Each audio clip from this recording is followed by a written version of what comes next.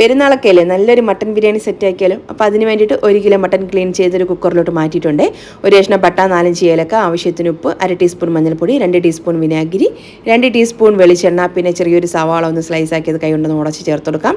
കുറച്ച് മല്ലിയിലയും പുതിനയിലേക്ക് ചേർത്ത് നന്നായിട്ടൊന്ന് മിക്സ് ചെയ്ത് കുക്കറിൻ്റെ അടപ്പുകൊണ്ട് അടച്ചിട്ട് ഒരു 4-5 വിസിൽ കൊടുത്തിട്ട് മട്ടൻ ഒന്ന് വേവിച്ചെടുക്കാം. മട്ടൻ റെഡിയാവുന്ന സമയം കൊണ്ട് ഇതിലേക്ക് വേണ്ടിയിട്ടുള്ള ഉള്ളി ഒന്ന് പൊരിച്ചെടുക്കാം. ഞാൻ ഇവിടെ ഒരു 3 മീഡിയം സൈസിലുള്ള സവാള ഒന്ന് ഫ്രൈ ചെയ്ത് മാറ്റി വെക്കുന്നുണ്ട്.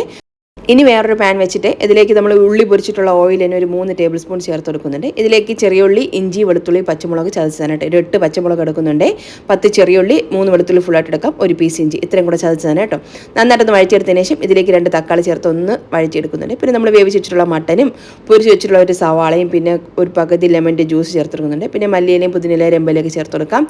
1 ടീസ്പൂൺ പെരുംജീരകത്തിൻ്റെ പൊടി, 1.5 ടീസ്പൂൺ ഗരം മസാല പൊടി, ഇതെല്ലാം കൂടെ ചേർത്ത് നന്നായിട്ട് ഇളക്കി യോജിപ്പിച്ച് അടച്ച് ഫ്ലെയിം കുറച്ച് മസാല ഒന്ന് സെറ്റ് ആവാനായിട്ട് മാറ്റി വയ്ക്കും. ഇനി ആ ഒരു ടൈം കൊണ്ട് നമുക്ക് റൈസ് തയ്യാറാക്കിയിട്ട് എടുക്കുന്നുണ്ട്. അപ്പോൾ നെയ്യും ഓയിൽ ഒഴിച്ചെടുക്കാം. ഹോൾ സ്പൈസസ് 3 കപ്പ് കൈമ റൈസ് നന്നായിട്ട് കഴുകി വെള്ളമൊക്കെ കളഞ്ഞതാണ്. അതും കൂടെ ചേർത്ത് ഒരു 5-6 മിനിറ്റ് ഒന്ന് വറുത്ത് ഒരു 3 കപ്പ് റൈസിന് 6 കപ്പ് തിളച്ച വെള്ളവും ഉപ്പും പകുതി ലെമൻ്റെ ജ്യൂസൊക്കെ ചേർത്ത് കൊടുത്തിട്ട് അടച്ചു വെച്ച് ഒരു 10 തൊട്ട് 15 മിനിറ്റ് വരെ ഒന്ന് റൈസ് വേവിച്ചിട്ടെടുക്കാം. ഇതാ മസാലയും റൈസൊക്കെ റെഡി ആയിട്ടുണ്ട്. ഇനി നമുക്ക് ദമ്മിട്ടെടുക്കാം. ദമ്മിടാനായിട്ട് അവസാനം നമുക്ക് കുറച്ച് മല്ലിയിലയും പുതിനയിലയും കുറച്ച് പൊരിച്ച ഉള്ളിയും കാഷ്യൂസ് റൈസിൻസൊക്കെ ചേർത്തിട്ട് 20 മിനിറ്റ് ലോ ഫ്ലെയിമിൽ ദമ്മിട്ടെടുത്ത് കഴിഞ്ഞാൽ ബിരിയാണി റെഡി.